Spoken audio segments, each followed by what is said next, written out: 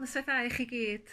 Mae'n braf iawn cael bod yn rhan o Steddfod Amgen, cyffrous iawn ynde. Dim Steddfod leni, ond edrych ymlaen yn arw at weddill yr arlwy ar-lein ac ar deledu a radio.